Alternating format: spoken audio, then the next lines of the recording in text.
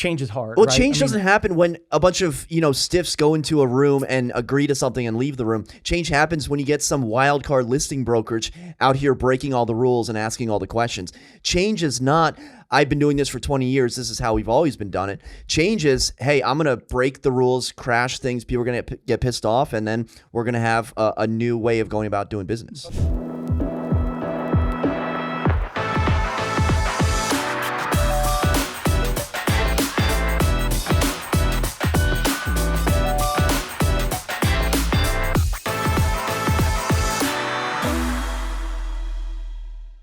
How's it going, everyone? Welcome back to another episode of the Shawn and Matt Show. My name is Matt, that is Shawn, and welcome to our show. Shawn, in today's episode, we have an update for you on the Department of Justice investigating the National Association of Realtors. You thought they were done? They are just getting started. And we're also going to be talking about Arizona limiting new construction because they are running out of water. But if you talk to the governor, the senator, if you talk to whoever's in charge of Arizona, they will tell you that they're not running out of water. However, they are stopping new construction developments because the lack of groundwater. Then we're also going to get into in or out, whether Shawn battles in or out on 3 houses across the United States. Shawn, let's start with an article from Inman.com. Department of Justice, NAR commission and pocket listing investigation should resume. So to bring everyone up to speed, the Department of Justice has been investigating the National Association of Realtors dating back to, I think 2018, 2019 timeframe when it comes to commissions and specifically having to offer up commissions in order to be in the MLS. A seller has to offer up a unilateral commission to the buyer's agent in order to be in the MLS. Some people didn't like that, and so a complaint was filed, and the Department of Justice was like, yeah, that makes sense. We're going to investigate this. They investigated it. And then in, 2019, they ended their investigation. And in 2020, the parties came to a settlement while the Department of Justice was under the Trump administration, and the investigation stopped. However, it picked back up again a couple years ago, and now the Department of Justice is saying, yes, we need to continue investigating the commission and pocket listings when it comes to realtors. So, Shawn, what are your thoughts on the Department of Justice reopening this case and continuing to look into how the National Association of Realtors and the MLS conducts their business? My first question is, why was this reopened? If you signed an agreement, the DOJ and NAR signed an agreement together that said, okay, you do this and we'll stop investigating you. Fine, we've done it. Okay, we're good. Now, a few years later, they open up the case again. What gives the DOJ the right to open up the case? Can I hop in? Yes, absolutely. So, misinterpreted. Reading from the article, the DOJ's attorney said that the lower court, who had closed the case, had misinterpreted the settlement agreement and that the closing letter. The plain text from November 2020 letter states that only that the division had closed its prior investigation. The letter said nothing about future investigations. Close their investigation so they can always investigate anybody whenever they want, however they want. So I guess, it's the DOJ. They're allowed to do whatever they want. But forcing somebody to do something, now this is like, all right, I don't know. It's a hard thing because our system has worked very well. And I understand that, hey, maybe buyers should pay their own buyer agent and it shouldn't be listed up. But the cooperation brokerage has worked for so long and it's worked for so well for so many people. There was one company that comes to mind that kind of tried to disrupt the whole thing. And that's probably what brought this whole thing up. They tried to say, well, we don't pay out a buyer commission, but we should still be on your system. Well, why? What gives you the right? We have a company and this is the way we do things. And then somebody from the outside says, oh, well, we want to change your company and we want to do it this way. What gives you the right to do that? Why do you think that you have the right just because you're a licensed agent? You can then change the whole National Association of Realtors and the way they've done things for a long time. I don't see it that way. I don't think that one person should be allowed to change our system, the way we've done things.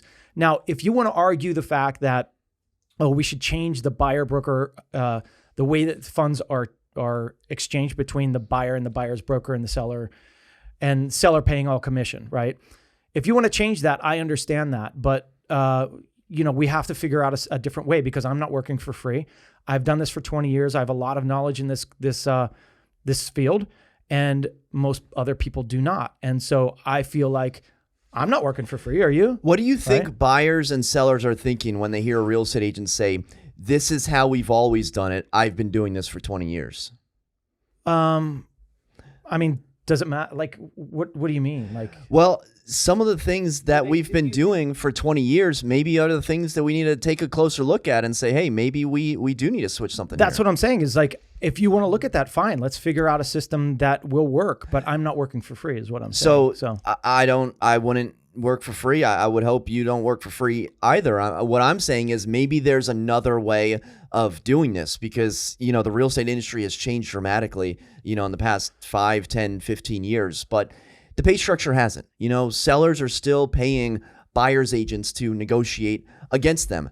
Buyers are still using buyers agents where they don't, they eventually pay for it because they pay for the house, but they're not, you know, directly handing the money to the buyer's agent. So there's some antiquated practices possibly. Sure. Okay, there could be antiquated practices, but let's change the system. Let's not have some disruptor come in and say, well, I'm not paying a commission, but I still want to be part of your system. Well, you Right? want to, but that's how the system gets changed is by having a disruptor.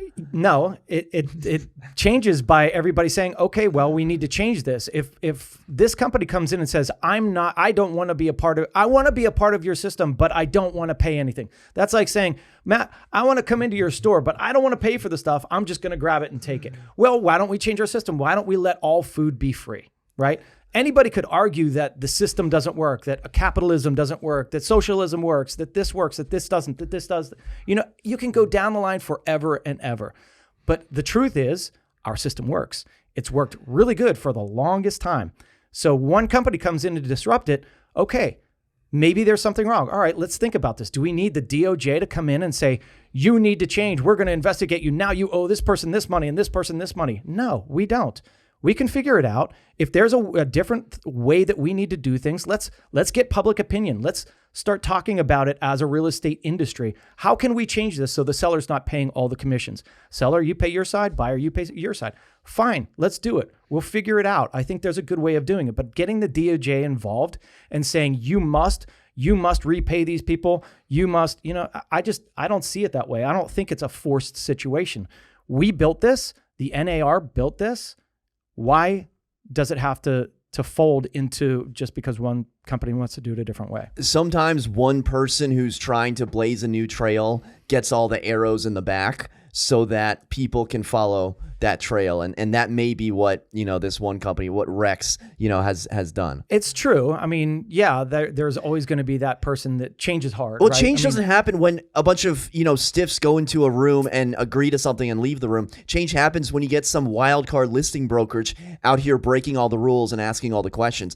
Change is not, I've been doing this for 20 years. This is how we've always been done it. Change is, hey, I'm going to break the rules, crash things. People are going to get pissed off. And then we're going to have a new way of going about doing business. But why do we have to change? That's the question. If something's working fine, then why do we change? Is it working fine? I think it is. Well, you're a real estate agent that's getting paid 5 and 6%. Well, it's true. I am. But like every other industry gets paid. Why? Let's think about the government and the government paying, you know, companies that are directly involved with, you know, contract situations with the government. My wife used to work in that side of things, and the government will pay certain companies more, or they'll get advantages for different things, right? Why should that happen? Why is the government overpaying for things just to keep a business going? You know, there's a lot of things that are bad in this country. There are a lot of things that could be done a better way, a different way. I don't think getting the DOJ involved is the way to do it. I mean, slowly changing. I mean, right now we've seen commissions come down. We've seen pocket listings change, right? This is another thing, that pocket listings. We've already seen the change. All you have to do is implement it and change it. I mean, like, there were some disruptors. There were people that were taking advantage of the system. I didn't like those people. I didn't care for that style of thing. They were squashed because no one liked it. Now, if nobody likes the commission structure, then it'll change, right? It'll change if no one likes it. Right now, I don't see a lot of people getting up in arms about this. And the thing is, you know, they complain about buyer side commissions and, oh, there's no negotiation. There's no negotiation about the buyer side commission. Well, yes, there is. There always is. If it's paying out a commission and that buyer agent wants to give a rebate on their commission, they can. That's how they can get the buyer, you know? If they're paying out X percent, okay, I'll give you X percent back, buyer. Like, right? There's ways of doing it, but they're saying in here that, oh, it's too strict and there's no way of doing it and blah, blah, blah. There's plenty of ways. It's been happening for decades. If you think that buyers and sellers are happy with the current commission structures, I have some Reddit threads for you. I have some articles for you. So the two things that the DOJ is kind of hammering down on the National Association of Realtors, the participation rule, which is basically you have to pay out a buyer's broker's commission as the seller to list on the MLS, and then the clear cooperation policy, which requires listing brokers to submit their listings to the MLS within 1 day of marketing the property to the public, which is essentially the pocket listing. Now, Shawn, we've talked a lot about commissions. We're not going to spend the whole time doing. You got something to say? But here's the thing: is it says that it has to, and this is what they're arguing, that you have to put a buyer broker commission up there. It doesn't say how much. It doesn't. It can be $1. It can be $1. You can Rex, if you want to put something on there, just put a commission up there. People are going to bitch that it's $1, but then you have to sign an agreement with your buyer broker and say the buyer broker agreement and saying, well, I don't work less than X. So do you want to show this? Do you want to go look at this house because it's paying out $1?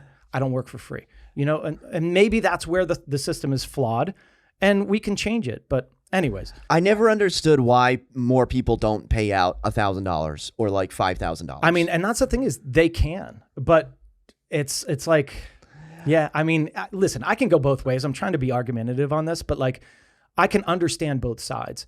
And, the thing is, if you're paying out $1,000, I've heard plenty of agent friends are like, oh my gosh, this is only paying out X, or oh my gosh, and you work your butt off to get these people. People don't understand that these things don't just fall in our laps.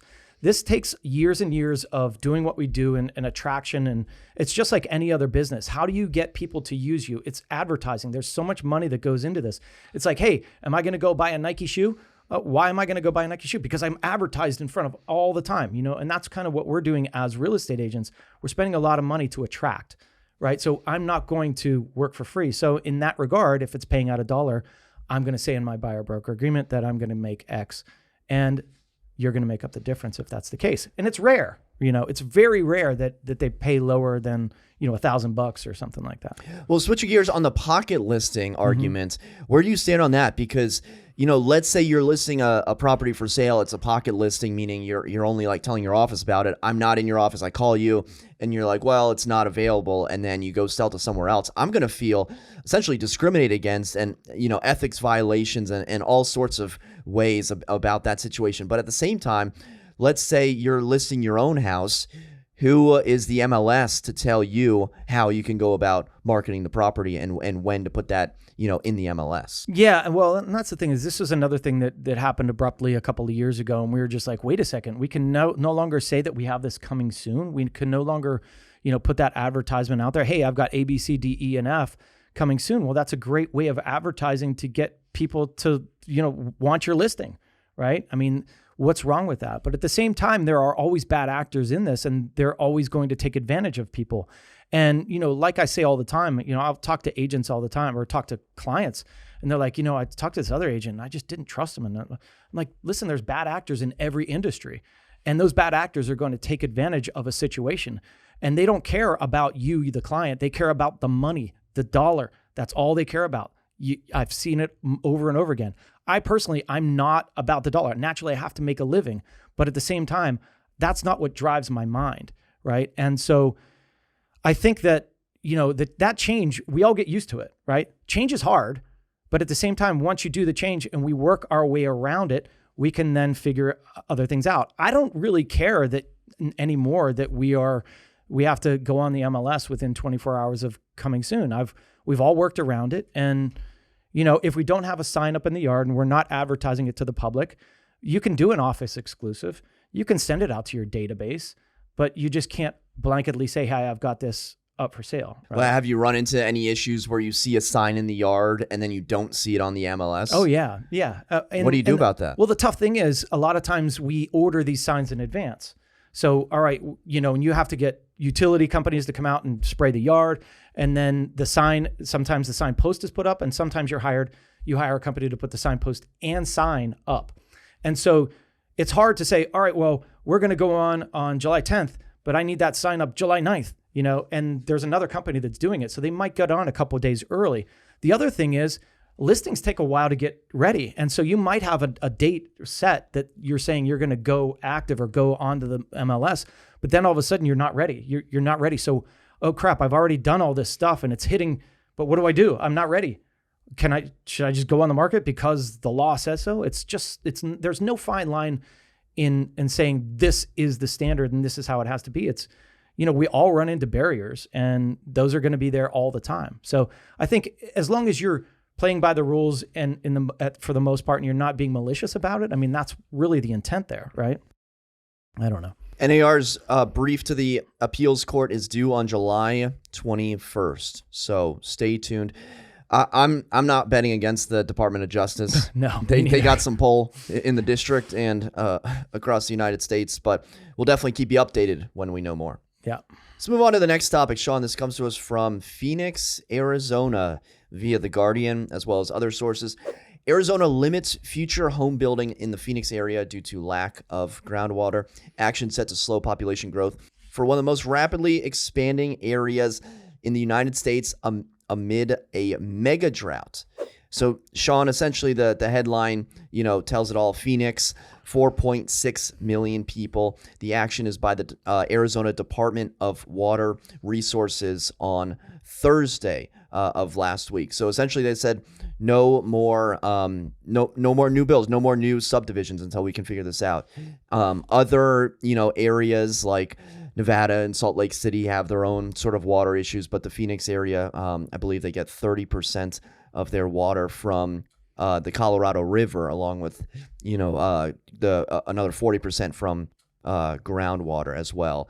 And, they're having big issues because, not only are they using up water for, houses and washing your hands and showers, it's not really the issue. The issue is agriculture. The issue is watering, all the plants and exporting crops and all of that nature. And the issue is if you stop doing that, then you have to do that somewhere else. And if you grow crops somewhere else, that might be more expensive. You might be draining the water resources there, and food might be more expensive. And, Americans love to eat red meat. And so you got to have areas for farming. So there seems to be this divide between, okay, well, if we stop building homes, is that going to stop the water issue, even if we're still doing all this agriculture? I don't know. But right now, no more new builds no more subdivisions in Phoenix. What are your thoughts on that? Yeah, it's a really tough balancing act between the right to live, right? The essentials in life, water, food, shelter. We need them. And if you don't have enough water in an area, I think it's okay to limit the housing rate now because, what are we going to do? But when you start reading the Reddit threads, like, you sent me earlier, it's like, well, let's stop letting these agriculture farms flood land for their crops because a lot of that water just gets evaporated. And why don't we find a more efficient way for the farmers to farm, to water their plants instead of limiting the basic essential of housing so that people can still get their waters. It's just a tough thing because a lot of these people were saying, well, agriculture actually takes up the majority of the water, whereas the people living there only take up about 10% of the water source. So, you're limiting us here, but you're not limiting us there on the agriculture when we're just taking all this agriculture and we're shipping it to China. So shouldn't we focus on America first? And I don't know. It's really hard. But when you start thinking about restrictions on building codes, and we've done this before, right? We've gotten into government restrictions, but it's also safety restrictions. It's health restrictions. Would you build on a cliff that's falling in or has the potential to fall in? Probably not. Would you build now on the oceans that are taking land?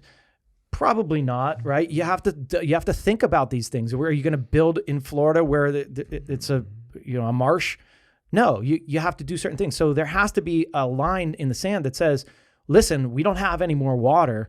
Let's pause this for a little bit. Let's figure things out so that we're not in a situation where you're walking down to the river and filling up buckets and taking them home. I mean, it's common sense. Last week, Arizona, along with Nevada and California, agreed to significant cutbacks in the use of water from the Colorado River, which is rapidly shrinking. And Shawn, we did a show a couple months ago about a neighborhood near Scottsdale that didn't have any water. The developer, they only had to build 5 houses in the subdivision, so then they avoided, some sort of water issue, and then you literally had to ship trucks of water from across the city over so you can have water for your house.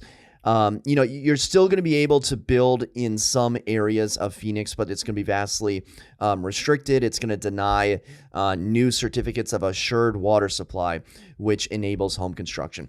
What do we think this is going to do for prices for sales? Because we're talking about new construction, new homes, which, won't be maybe entry level, but it's still supply and demand. And if people don't have enough supply out there, would we expect price to go up in Phoenix? No, I mean, it doesn't matter about supply. It matters about location as well. So, I mean, just because they're building new property, demand for somewhere that's not going to have much water, or that stigma against it that like, hey, I don't know if you're going to have water next year. Are you going to buy there?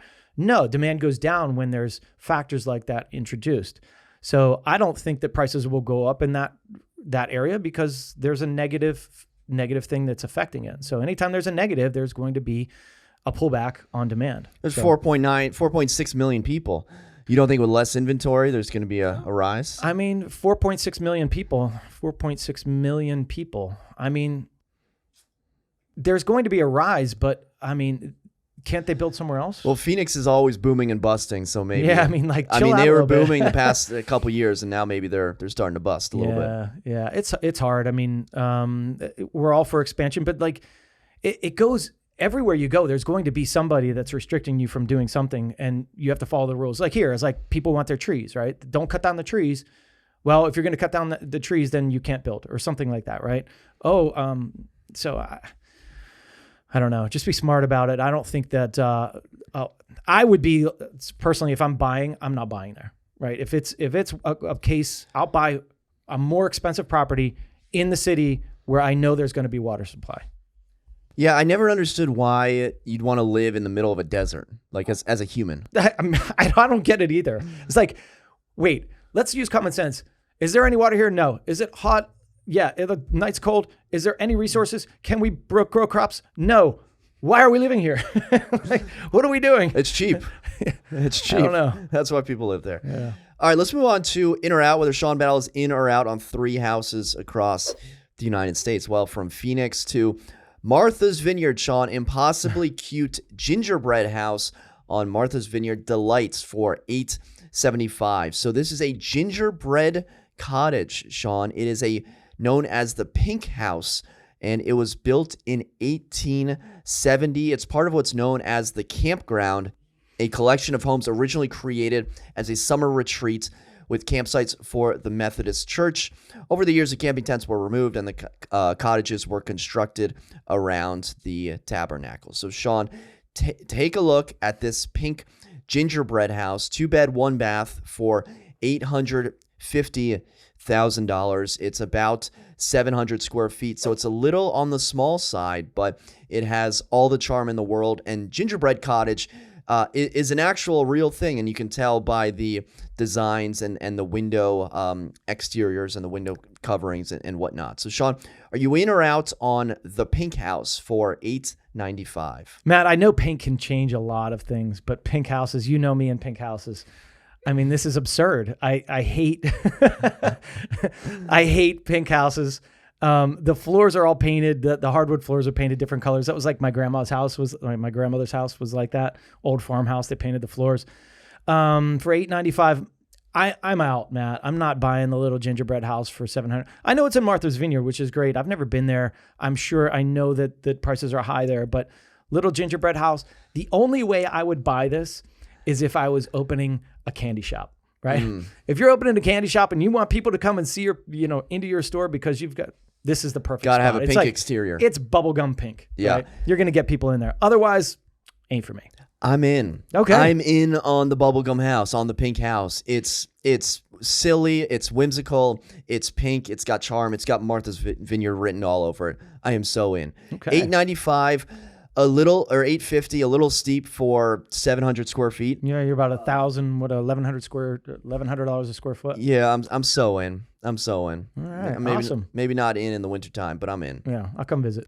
All right, let's move on to our next property. This is the Hummingbird house. We just have themed houses every single time. The Hummingbird house on Seattle's Lake Union lands on the market for $2.25 million. So, Shawn, this is a boat house, a rare opportunity to live in Seattle's most coveted neighborhood, one of Seattle's most coveted neighborhoods, East Lake. It was recently listed for $2.25. It is in a community of about 500 floating homes. Custom features include 3-bedroom, built-ins, storage under the stairs, banquet seating around the kitchen table, 3 children's bunk beds with a tree trunk ladder measuring just under 1,200 square feet. The waterfront's residence interior space is fully maximized and efficient. So 3 beds, 2 baths, Seattle, 1,200 square feet for a little over $2 million. What do you think, Shawn? Are you floating on the water? I'm floating on the water, buddy. I'm buying this 100%. Yeah? Oh, yeah, I'm in.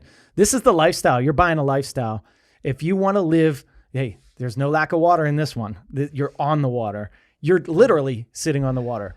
I've never, lived in a home like this before, but hey, if I want to live on a lake and enjoy this lake that closely, yeah, I think it's amazing. And it's not here you go again. Scarcity. There's only 500 homes. You're not going to have a lot of opportunities here to buy these things. I'm in. I'm buying it. What do we think the water pressure is on the shower? That's what I want.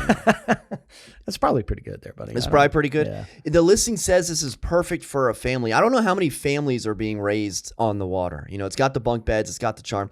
It'll be cozy. They say the word cozy, which means tiny. 1,200 square feet for 3 bedrooms. Little tight, but you know what? I'm in. Oh, I good. think it's cool. I thought you were going to pass. I think it's large enough where maybe it won't shake as much, but you can also rent like Airbnbs that are sailboats or tugboats or whatever. So that could be an intro for you if you've never kind of experienced something like that. Yeah, and it's a lake. I mean, it's a smaller lake, it looks like. So I don't think it's going to get too insane as far as the waves and things like that. That's different. Wow, you can go pretty cool. I don't think you're going much. Yeah, you're not going anywhere. Not going far. You're staying. You're staying. But you're on the lake. It's neat. Yeah, I'm in 100%. All right, let's finish it out with a bridge house. Shawn, I don't know if this house is in the bridge, on the bridge. I don't know if it is the bridge. This is a 1-bed, 1-bath house just outside of Los Angeles, priced at $250,000. It's 462 square feet. Don't know what to tell you, Shawn. It's a fixer-upper. The listing says it's a great opportunity to build equity. That is, of course, after you spend however many hundreds of thousands of dollars to renovate it. It's got a pretty sick rooftop, I will say. Shawn, who says you can't get something nice in LA for under $300,000? Are you in or out on the bridge house for $250,000? The bridge house, Matt. I am 100% out on the bridge house. No. Yes. The reason being is because I could live on the bridge for free in a tent. I'm not paying $250,000. Live under the bridge. Yeah. Let's face it. I mean, like you're on part of a bridge, but just outside of your door, there's going to be a couple tents set up, just like in DC on the bridge the other day when I was going through. I mean, like I'm not spending $250,000 for this piece of junk right on a bridge that, no, not me, not at all. Ideal for a young professional that wants to be close to downtown for work. I'll tell you what. Ideal. I mean, like, maybe that's the case, but I don't know. It's ideal, Shawn. It's ideal? It's Are you ideal. buying it? I guess I'm going to pay $250,000 to buy it and then pay another, $150,000 to renovate. I think it's cool. Hey, talk about scarcity. How many bridge houses have you seen? You're right. It depends on its location. I think now that you're showing me that thing, that's pretty cool. You've got a big. Do we think the structural can hold like 20 of my closest friends? I think you can. It looks pretty solid cement floors there. It's just a weird looking thing. It's neat. I have to say it is pretty cool. It looks like it's over a little stream. What if it was renovated? How cool would that be to live in a little thing that's like 500 square feet and renovated? Yeah, I think you're probably right in purchasing this. I think it's a good investment, Matt. It's a good investment. Yeah, it's still on the market. 57,000 views on Zillow. No one's taking 14 days on the market. I think you just lowball it and let's see what happens. Boasts neighborhood views and no invasion of privacy. So hopefully no one else is hanging out on that. I want an aerial rooftop. shot, you know? Like, Yeah. I want to see exactly where this is before I pull Yeah. the trigger on it. But I could go either way. I could be convinced to buy it, but like if it's right in downtown LA where, you know, He's things thinking about it. Yeah, I don't know. Matt, It's not. Matt's in, a good realtor. He's a good. It's not in DT LA. Okay. All So right. I don't know how familiar you are with LA. I could be convinced. You just think LA is downtown LA and then Beverly Hills. Beverly Hills. Yeah, that's true. All right. Well, I was gonna say let's end the show before Shawn starts singing, but he's actually has the voice of an angel. It's like a mix between Fergie and Jesus. It's beautiful. Hey, he said it. Well, let us know what you think in the comment section below. And for Shawn and myself, thank you so much for watching. Until next time, we'll see you then. Take care.